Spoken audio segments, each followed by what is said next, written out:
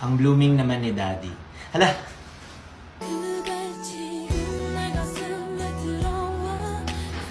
What's up guys, Daddy Ben here. It's been a while. I am claiming the glow up because I can feel it inside out. Ilang beses ako nag-share ng mga breakout season stories ko dati and hindi ko alam yung gagawin sa construction sa labas. Hindi ko alam yung gagawin. Like, bukod sa skincare, ano pa bang pwede kong gawin? This was the answer. Tagal ko na walang breakout and look at this. Skin hydration.